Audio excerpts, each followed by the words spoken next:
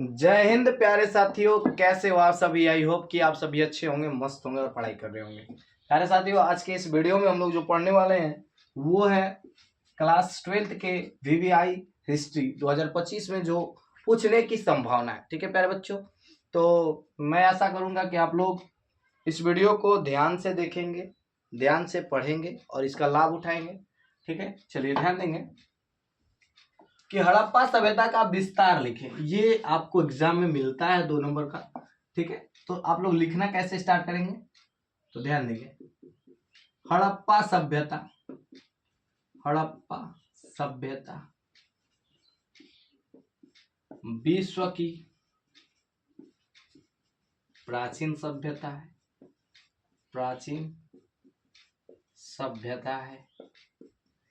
ठीक है प्यारे बच्चों, फिर उसके बाद इसका देखिए क्षेत्रफल जो है 12 लाख क्षेत्रफल, इसका क्षेत्रफल, इसका क्षेत्रफल कितना है चला 12,99,666 किलोमीटर। ठीक है, 12,99,666 वर्ग किलोमीटर है, वर्ग किलोमीटर है। ठीक है प्यारे बच्चों, यानी 12,99,666 वर्ग किलोमीटर। इसको हम लिख सकते हैं लगभग कितना 13 लाख वर्ग किलोमीटर। ठीक है प्यारे बच्चों, 13 लाख वर्ग किलोमीटर। ठीक है। हड़प्पा सभ्यता विश्व की प्राचीन सभ्यता है। इसका क्षेत्रफल जो है माफ कीजिएगा, इसका क्षेत्रफल जो है 12,99,666 वर्ग किलोमीटर है। लगभग 13 लाख, कितना ये कितना है भाई, लगभग 13 लाख के बराबर है। ठीक है, अब ध्यान देंगे कि इसके उत्तर में, ध्यान दें, इसके उत्तर में उत्तरी सीमा लास्ट जो है कहां तक फैला हुआ है, तो उत्तर में मांडा से लेकर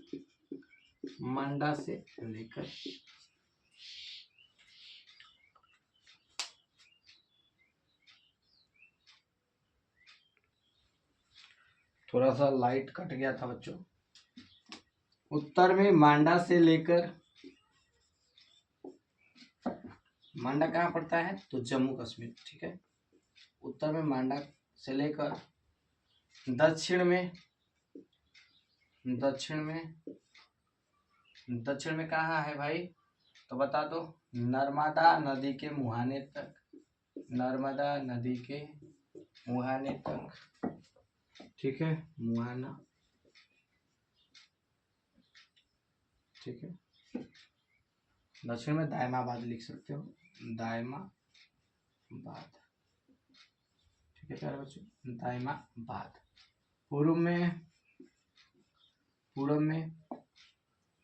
देखिए, पूर्व में कौन है भैया, पूर्व में आलमगीरपुर,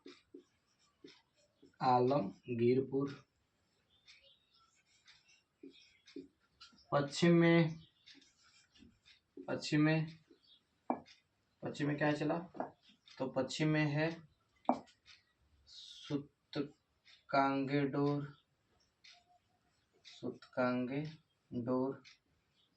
बलूचिस्तान।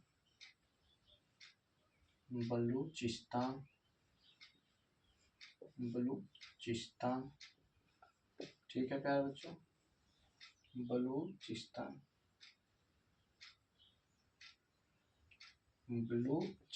या पाकिस्तान में। ठीक है, तक फैला है। ये है आपका क्वेश्चन जो कि वीवीआई है, 2 नंबर में पूछा जाता है। आप लोग इसको लिख लेंगे, हड़प्पा सभ्यता का विस्तार लिखें। ठीक है, आई होप कि आप लोग इसको समझ पाए होंगे। देखिए प्यारे बच्चों, क्या है कि हड़प्पा सभ्यता जो है विश्व की प्राचीन सभ्यता मानी जाती है। इसका जो क्षेत्रफल है 12,99,666 वर्ग किलोमीटर, लगभग कि 13 लाख वर्ग किलोमीटर, ठीक है। उत्तर में मांडा से लेकर, उत्तर में मांडा, मांडा कहाँ है भाई, तो जम्मू कश्मीर में, ठीक है। दक्षिण में नर्मदा नदी के मुहाने तक एक दायमाबाद क्षेत्र है, दायमाबाद तक, ठीक है। पूर्व में आलमगीरपुर, आलमगीरपुर जो है दिल्ली उत्तर प्रदेश के पास में है।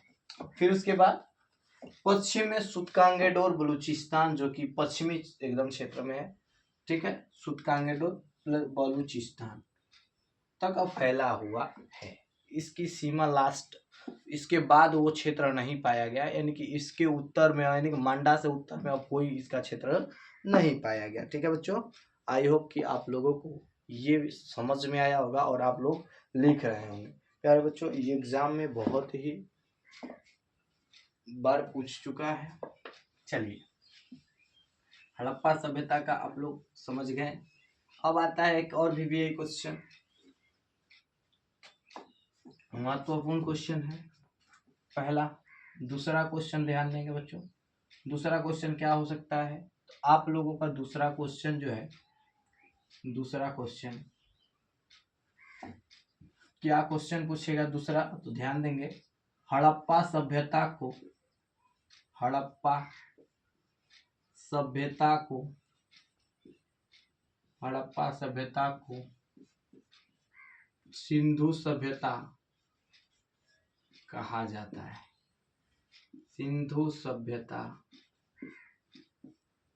कहा जाता है।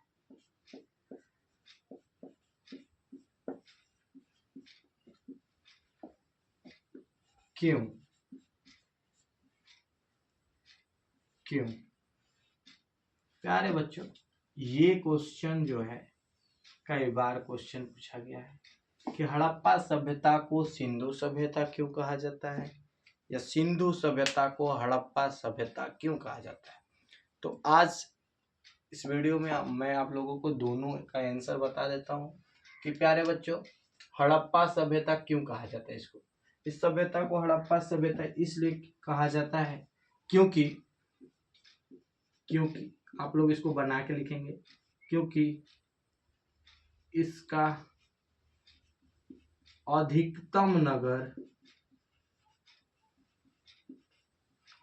अधिकतम नगर, अधिक से अधिक नगर, ठीक है, अधिकतम नगर हड़प्पा, हड़प्पा स्थान से, हड़प्पा स्थान से प्राप्त हुए हैं, प्राप्त हुए हैं, ठीक है बच्चों।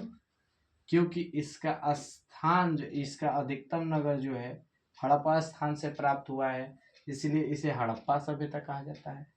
और ये जो स्थान प्राप्त हुए हैं, इसका अधिकतम स्थान, अधिकतम स्थान, इसका अधिकतम स्थान हड़प्पा से तो प्राप्त हुए हैं बच्चों, तो हड़प्पा सभ्यता कहा गया।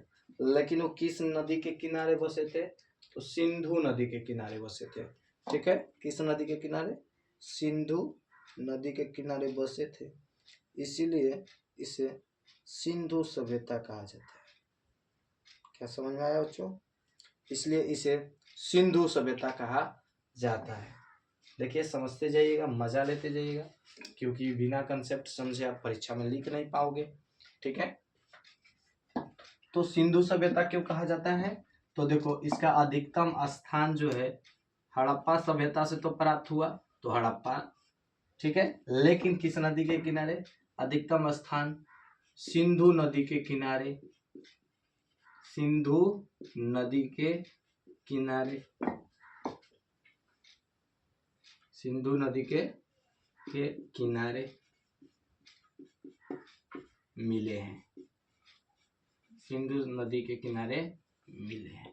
अब देखो, आप लोगों को एग्जाम में लिखना कैसे है, आप लोग एग्जाम में कैसे लिख सकते हैं। तो प्यारे बच्चों, एग्जाम में लिखने के लिए आप लोगों को कभी क्वेश्चन आए कि हड़प्पा सभ्यता को सिंधु सभ्यता क्यों कहते हैं और सिंधु सभ्यता को हड़प्पा सभ्यता क्यों कहते हैं, आप समझोगे। सिंधु सभ्यता को हड़प्पा सभ्यता इसलिए कहा जाता है क्योंकि अधिकतम नगर जो है हड़प्पा स्थान से प्राप्त हुए तो हड़प्पा सभ्यता।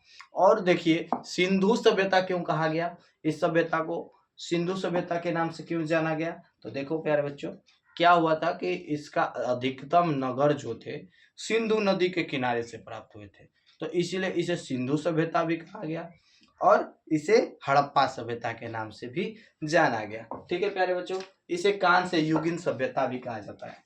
इसे क्या जाना जाता है बच्चों, कांस्य युगीन सभ्यता। अब आप लोगों से क्वेश्चन पूछ दे कि हड़प्पा सभ्यता को कांस्य युगीन सभ्यता क्यों कहा जाता है, तो आप लोग बता देंगे कि हड़प्पा सभ्यता में ही कांसा धातु का प्रयोग किया गया था, इसीलिए कांस्य युगीन सभ्यता भी कहा जाता है। ठीक है प्यारे बच्चों, 2 नंबर का क्वेश्चन आता है, 2 लाइन का है, क्योंकि इसका अधिकतम नगर हड़प्पा स्थान से प्राप्त हुए। देखिए कैसे स्टार्ट करना है आप लोगों को लिखने।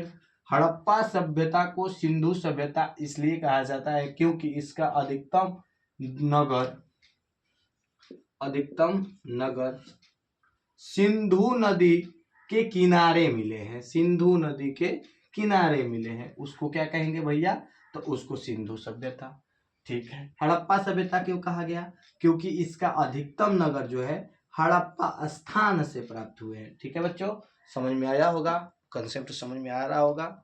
ठीक है, मजा आ रहा है, मजा आएगा तो लाइक कीजिएगा। ठीक है, चलिए, तो हड़प्पा सभ्यता को सिंधु सभ्यता क्यों कहा जाता है समझ में आ गया होगा। चलिए वीवीआई है बच्चा, फिर उसके बाद एक और वीवीआई क्वेश्चन लेके आए हम बच्चों आप लोगों के लिए। तीसरा क्वेश्चन वीवीआई है। कौन वीवीआई है भैया, उसको लाओ। तो देखो वीवीआई क्या है, महात्मा बुद्ध का जीवनी लिखे, महात्मा बुद्ध का जीवनी लिखे।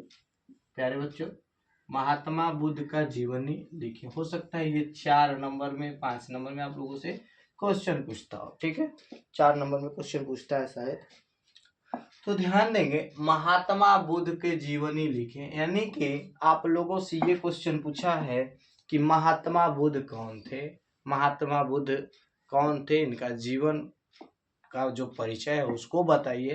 तो आप लोग क्या लिखेंगे कि महात्मा बुद्ध का जन्म, ध्यान देंगे बच्चों, महात्मा बुद्ध का जन्म कब हुआ था चला, तो महात्मा बुद्ध का जन्म 563 बीसी। प्यारे बच्चों, बीसी का मतलब होता है बिफोर द क्रिस्ट। ठीक है, यानी कि ईसा मसीह के जन्म के पहले का समय, ईसा मसीह के जन्म का, 1 मिनट समझ लीजिएगा आप लोग, ध्यान देंगे। कहीं आपको देखा जाता है एडी मिलाता है, फिर उसके बाद कहीं आपको देखने को मिलता है बीसी। ठीक है प्यारे बच्चों, तो एडी जो है ये ईसा मसीह के जन्म से एडी माना जाता है, यानी कि ईसा मसीह के जन्म का समय को एडी कहा जाएगा। ईसा मसीह के जन्म के समय से उसके बाद वाला जो समय होगा उसको क्या कहेंगे, एडी कहेंगे। इसको हिंदी में ईस्वी कहेंगे। क्या कहेंगे बच्चा, तो ईस्वी कहेंगे। और इधर का जो समय है, इधर का जो समय है इसको क्या कहते हैं, ईसवी पूर्व। क्या कहते हैं, ईसवी पूर्व या ईसा पूर्व। ठीक है, यहाँ पे लिख सकता है ईसा पूर्व। ठीक है प्यारे बच्चों, यानी कि एडी जो होता है ईस्वी होता है, एडी जो होता है ईस्वी होता है, और बीसी जो होता है वो ईसा मसीह के जन्म के पहले का समय होता है। और ईसा मसीह के जन्म के पहले के समय में एक खास बात थी कि वहाँ उल्टा गिनती चलता था। ठीक है, उल्टी गिनती चलती थी। जैसे आप लोग ध्यान देंगे 563 है ना, तो 563 के बाद 564 नहीं आएगा बच्चों, 564 नहीं आने वाला है, बल्कि 562 आएगा, 561 आएगा, 560 आएगा। ऐसे करते करते जो समय भी, मतलब देखिए 63 के बाद यानी घटते क्रम में चल रहा है। कैसे क्रम में चल रहा है बच्चों, तो घटते क्रम में, यानी बीसी जो होता था घटते क्रम में चलता था, और एडी जो होता है बढ़ते क्रम में चलता है। आई होप कि आप लोग ये समझ गए होंगे। ठीक है, चलिए ध्यान देंगे।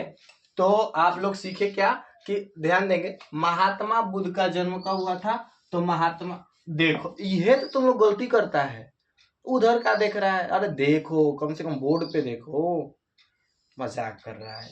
पढ़ाई के साथ कभी मजाक मत किया करो, ये समय है, समय बहुत मूल्यवान है, व्यर्थ कभी मत खोना। ध्यान दो, अगर एक बार चला जाएगा ना तो फिर बाद में तुमको पड़ जाएगा रोना, इसीलिए ध्यान दो। तो महात्मा बुद्ध जो है, महात्मा बुद्ध का जन्म जो होता है 563 बीसी में कहाँ हुआ है, तो देखो लुम्बिनी में होता है। लुम्बिनी कहाँ होता है बच्चों, लुम्बिनी में होता है। और लुम्बिनी आधुनिक समय में कहाँ है, तो नेपाल में है। कहाँ है बच्चों, नेपाल में है। अच्छा, लुम्बिनी में हुआ था, कपिल वस्तु के निकट, यहाँ पे लिख सकता है कपिल वस्तु के निकट, कपिल वस्तु के निकट। क्या रे बच्चों, लिख लेना, कपिल वस्तु के निकट लुम्बिनी में हुआ था। अच्छा, महात्मा बुद्ध के पिता, महात्मा बुद्ध के पिता का नाम, महात्मा बुद्ध के पिता का नाम क्या था भैया, महात्मा बुद्ध के पिता का नाम बोलो, महात्मा बुद्ध के पिता का नाम अगर आपको याद है तो बताते जाओ। महात्मा बुद्ध के पिता का नाम सुद्धोधन, लिखेंगे सुद्धोधन था, सुद्धोधन, सुद्धोधन था, सुद्धोधन तथा माता का नाम, माता का नाम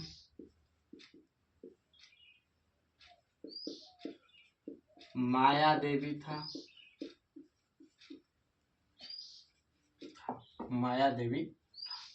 ठीक है प्यारे बच्चों, यानी कि महात्मा बुद्ध का जन्म जो होता है 563 बीसी में होता है, लुम्बिनी के निकट, कपिल वस्तु के लुम्बिनी के निकट होता है। महात्मा बुद्ध के पिता का नाम सुद्धोधन था, महात्मा बुद्ध के पिता का क्या नाम था, सुद्धोधन था, माता का नाम माया देवी था। ठीक है, इनके जन्म के, इनके जन्म के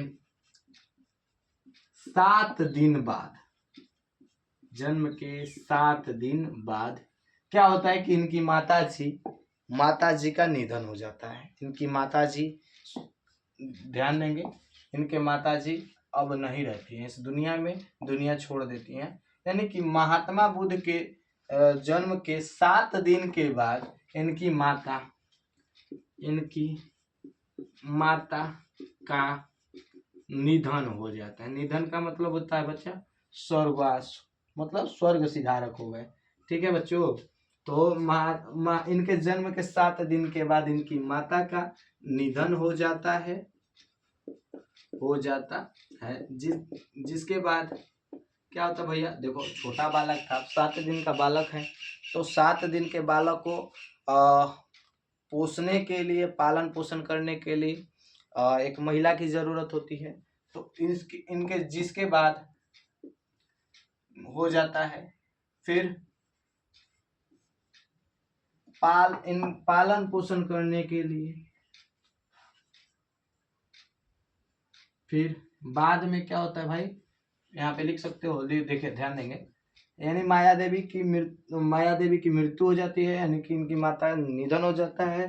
तो अब क्या होता है भैया, पालन पोषण करने के लिए बाद में पालन पोषण कौन करेगा चिल्ला, तो बाद में इनकी मौसी प्रजापति गौतमी, ठीक है बच्चों, प्रजापति गौतमी ने क्या किया भैया, पालन पोषण किया, पालन पोषण किया। देखो जब छोटा बालक की माता जो है माता का निधन हो जाता है, तो उनको पालन पोषण करने के लिए एक माता की जरूरत पड़ी थी।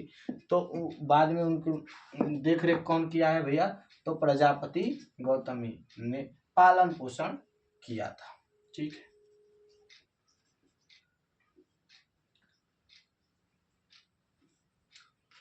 चलिए बच्चों, यानी कि महात्मा बुद्ध, अब ध्यान दो, महात्मा बुद्ध की शादी अब किससे होता है चला भाई, बड़ा हो गए, जब पालन पोषण हुआ तो वो बड़े हो चुके थे, तब उनको उनकी शादी हो रही है किनके साथ, तो ध्यान दो, उनकी शादी किनके साथ हो रही है बच्चों, उनकी शादी हो रही है यशोधरा नामक लड़की से, यशोधरा से हुआ था। यह महात्मा बुद्ध की पत्नी का नाम यहाँ पर लिख लो। महात्मा बुद्ध की पत्नी का नाम, महात्मा बुद्ध की पत्नी का नाम यशोधरा तथा इनके पुत्र का नाम, इनके पुत्र का नाम, अब ध्यान दो, यशोधरा के साथ जब शादी होता है तो उनको एक पुत्र की प्राप्ति होती है जिनका नाम राहुल रखा जाता है। क्या रखा जाता है? राहुल था। ठीक है। अब देखो महात्मा बुद्ध के बारे में आप इतना जाने, अभी इतना से होने वाला कुछ नहीं। महात्मा बुद्ध, महात्मा बुद्ध, अब ध्यान देंगे, ये 29 वर्ष की अवस्था में, ध्यान दो, 29 वर्ष की अवस्था में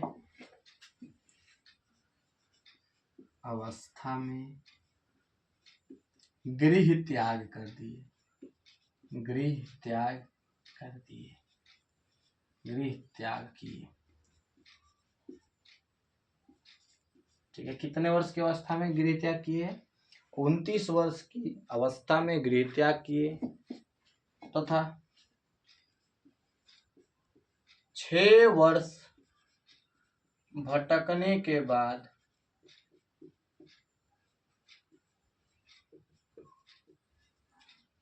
बोध गया में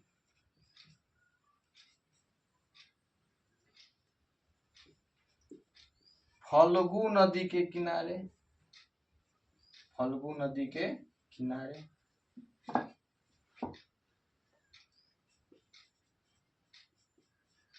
पीपल के वृक्ष के नीचे, पीपल के वृक्ष के नीचे, पीपल के वृक्ष के नीचे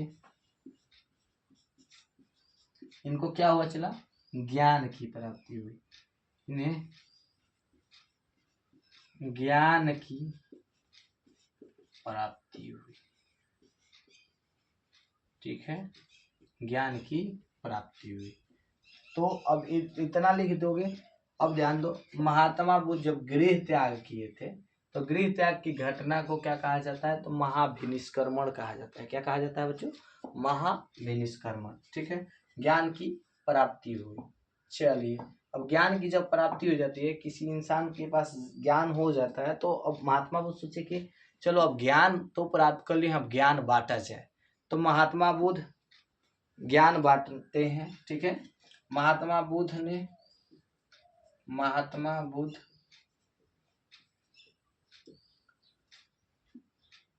अपना पहला उपदेश, ध्यान देना, अपना पहला उपदेश पाली भाषा में दिया था, पाली भाषा में दिया था। और कहाँ दिया था? पाली भाषा में सारनाथ में दिया था। लिख लेंगे, पाली भाषा में सारनाथ में, सारनाथ, पाली भाषा में सारनाथ में दिया था। ठीक है, ऑब्जेक्टिव क्वेश्चन पूछता है कि महात्मा बुद्ध ने सबसे पहले पहला उपदेश, सबसे पहले उपदेश कहाँ दिया था? तो सारनाथ में। और वो कौन सी भाषा में दिए थे? तो भैया वो भाषा थी पाली भाषा। ठीक है, सर्वाधिक उपदेश किस भाषा में महात्मा बुद्ध ने दिया है? तो पाली भाषा में दिया है। ठीक है, चलिए, सबसे पहला उपदेश सारनाथ में दिए थे। चलिए, महात्मा बुद्ध की मृत्यु, महात्मा बुद्ध का निर्वाण, निर्वाण का मतलब भी होता है स्वर्ग का सिद्धार्थ, निर्वाण 483 BC में हुआ था। ठीक है, आई होप कि ये कॉन्सेप्ट आप लोगों को समझ में आया होगा, वीडियो मस्त लगा होगा। ठीक है, अगर अच्छा वीडियो लगता है प्यारे दोस्त तो अपने भाई को सपोर्ट करते रहिएगा। ताकि मेरा मोटिवेशन डाउन ना हो और मैं आप लोगों के लिए काम करता रहूं। तब तक के लिए जय हिंद।